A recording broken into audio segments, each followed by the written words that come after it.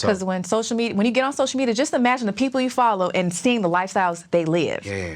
But just because you see that doesn't make it real. How many reality stars or just celebrities in general had COVID hit, and now they all here looking crazy? Yeah. You still in the club trying to do appearances, you on live trying to make money, but I thought you're rich. What rich person who's really rich exposes themselves that much? Let's just be real. How many wealthy people you know? Super wealthy, not just like millions, but like above that, multi-millions, billion, who are that open to the whole world? None. They're not worried about having a flashy car, looking nice and showing you they have money. No, they just have money, and they kids got money, and them got money, everyone got money. It's like, wait a minute. We did something wrong. We're doing something wrong because we're looking like we have it, but we actually don't have it. So I got to a place where I don't want to look like I have it. I don't care if you think I do or don't have it. I know that I don't get up every day to go to the job that I don't like. So what's your flex? I don't get up to go to work. What do you do? And I'm not worried about my bills being paid or any. I don't. Why y'all laughing? I'm serious. But people get mad when you say stuff like that, right? Yeah. So you look like you have it, but you're working hard. But the life I realize you don't need a lot of stuff. I'm happy. I wake up every day like, what do I want to do today? I'm not trying to do anything. If I just want to post on Instagram all day, I'll do that. If I just want to lay in bed, I'm going to do that. If I want to get up and go on a trip for the last month that I've been doing, I will do that. Because I did things I didn't even know I was doing. I didn't know I was getting to my place of financial freedom. I was just doing what I knew I was supposed to do in life to be successful for myself, right? Instead of waiting on someone else, like my parents or a spouse, I had to do it for myself. I just didn't know it was going to get me here. But now that I'm here, I can now surround myself with new people who are already here, who surpassed me, who can tell me, girl, this is what you do next. And if I understand basic numbers, you can give me a play and I can be like, okay, it sounds good, but does that make sense number-wise? Because now you have to look different type of investments. Short, long-term, is this a high risk, low risk? Like, what are we looking at? What are we trying to accomplish? Are we trying to accomplish a short flip right here? Or are we trying to accomplish generational wealth? Because that's what I want to do. So how are you going to do that, though, if you're not making over 6 figures? And that's what people saying, well, girl, I hear you. But you're talking about generational wealth. You can't do that making $40,000 a year. There's no rush. So for me, I'm in a place right now where there's a few different things I'm looking at doing, but I also have to look at what's going to make the most sense in the long term, right? So yes, I do need my short terms to get me to where I need to go from goal to goal, but I also need to look at the bigger picture because there's no sense in doing this, and it goes in a million different directions. It's like when I bought my house, right? So I bought my house, and I could have bought 2-story house, 4 or 5 bedrooms, whatever, right? Bought a house for $300,000. Break it down. I literally bought it 4 minutes from the airport, which is 5-10 minutes from the Strip. Literally, the stadium, everything is right there. You're in Las Vegas. The outlets. She's talking about the Strip. She ain't talking about the Strip club. Las Vegas. About the Strip from Las Vegas. All right. So I'm literally off the boulevard. Literally, you can leave my house, make a right, you're going to hit the boulevard a couple miles. Okay. So you're already south of the boulevard. The airport's right there. The Strip's right there. I'm in a good school district because I'm on the borderline of Vegas and Henderson. Yeah. So if I did a short term, that could rent out Airbnb just fine. If I did a long term, there's good schools in the area, so that's fine. There's a liquor store across the street, a gas station right across, you can walk to, literally, because I'm on the corner, 2 blocks in. No HOA. There's a Walmart down the street. There's an Albertsons. Like, everything you need is literally within a mile or 2. Sam's Club. So I'm thinking about all this. Short, long term, if I move here, stay here, how can I make money off this with the least amount of stress? So it's a strategy for you. It's a strategy in the numbers. Oh, of course. Before you make a decision, you look at what's the numbers, and then if the numbers make sense, you're like, all right, cool, what's the strategy? Exactly. I'm going to put it in place to where if you decide to not sell, let's say if you get married one day and you decide to move, all right, cool. All right, babe, we're going to put this on short term or we're going to do it on long term because of X, Y, Z. I thought about that down the road, right? And that's one reason why I bought, a house in Fort Washington because last year it was the wealthiest Black community in the United States of America, but I didn't do the research like you. While I'm in the wealthiest Black community, I'm in the worst school district. It's the lowest one. Yeah. And I was like, dang. So that affects things. That affects the things, but Black families are still moving here. Which is good. It will be great. but I should have found something that's good for the black families and their kids. And you're like, yo, wait. I thought about all that. All Like, because I'm just thinking, people always say Airbnb, that's great for right now, but what happens if the terms change? They're like, oh, you can't rent out people's houses, or you can only have so many houses. Like, well, and the terms are changing. Like Airbnb are making a lot of changes right now. Atlanta just got hit.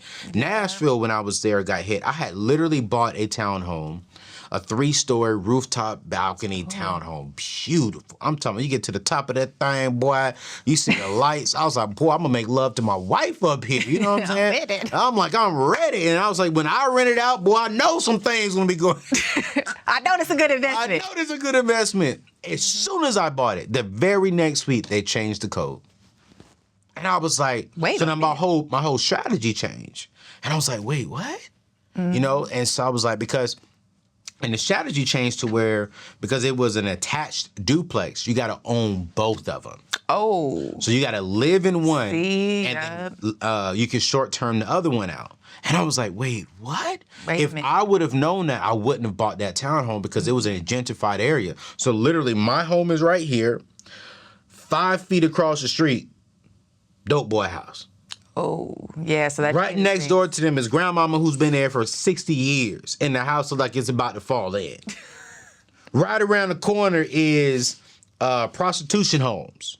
But then right on this other street, all brand new homes that white people were buying. So I was like, yo, and my realtor, man, I love him, man, Brian, he was like, Anthony, this is a great investment. And it literally was. I literally bought that home, I want to say January. Transitioned into full-time business. I sold it in October, made $125,000 in literally 8 months. See? So it was a great investment, right? But I was just like, dang, I wish I still had it and I wish the coding was there. But it's like when I hear you, and I want to thank you, man, for just keeping it in the butt, because I think a lot of people complain that, you cannot build wealth. Oh, you can. Having less. When, my friends over at Ramsey Solutions, they did a study a few years ago. I was on the team at that time, and and I can say we, because I was a part of the team at that time, we found out that, man, a lot of your millionaires are making $50,000, $60,000, a year. But what are they doing? They're being smart with the math, with the numbers, and then put down a strategy. Okay, I'm going to invest. I'm going to do this. I'm not going to buy that. I'm going to live like this. And boom, when they retire, they making $1 million. Exactly. And I'm like, what in the world? Now, let's be real. You couldn't make $45,000 living in New York. Oh. You couldn't do it. You know what I'm saying? And I think the problem that I get with this is the problem that I have in our space, right? It's the problem I have, right? Well, man, I can't live in New York. You're right. Don't go to New York. So why exactly? Don't live there. It's easy. You know what I'm saying? It's like people living in California. Okay, cool, great. Don't go to New York. Like you moved to a place where you can live and enjoy your life with your income. That's the key, right there. And I'm like, well, I can't live in California. I can barely live. You're right. Don't go to California. I tell people this, I'm not moving back to California because it's not in my budget to live in California. Wow. Even at my level of income, I still don't want to live in California. Financially, it doesn't make sense. It doesn't. Like, you're literally paying for a destination. Yes. It's like paying for a brand. That's it. It's the same concept, but people don't want to move outside their comfort zone. No. So when I was in the military, I lived in Goldsboro, North Carolina. Okay, I know right there. I'm mad that you know where that is. Because my dad was stationed in Fayetteville. Oh, that's why you know. Okay, so that's so I people know about like, Goldsboro. I used to sell cars at Deacon Jones and Goldsboro. Stop playing, talk about my car. Are you serious? I probably sold you your car. I probably sold you your car. You bought your car from Deacon Jones. Deacon Jones Nissan, Deacon Jones Honda, which one? Nissan? What year you buy your car? Stop playing. 2015. No! Yes, I'm so sorry. I was working there in 2015. Stop it. Yes. Oh my gosh. So you know. I already know. Man, I probably knocked your head off in that car too. No, I did good. I got a 1.9 interest rate. Stop man, I'm saying you paid 18 for it? Yep, a little bit less than 18. How much? What kind of car is it? It's a Nissan Sentra. Sentra? Yeah. Nah, girl, we only paid about 11. Yeah. I got a good price for my car.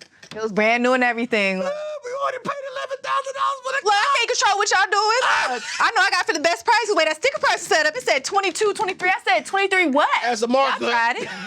And then I already know. So I said, this is how much I'm going to pay you for. I got the check right here. So it is crazy. So you know, it's super cheap there. No, I'm telling you, Goldsboro, I get it. I mean, I literally sold for Deacon Jones Nissan in Goldsboro, North Carolina. And how many people you know who want to live there? I mean, nobody. Exactly. But the flip side of it, the good side, right, of living there. Cost of living. Exactly. I was in a duplex, right, on the corner, nice, was it Windsor Creek, the little neighborhood? I lived there for $750. Shit, I didn't notice.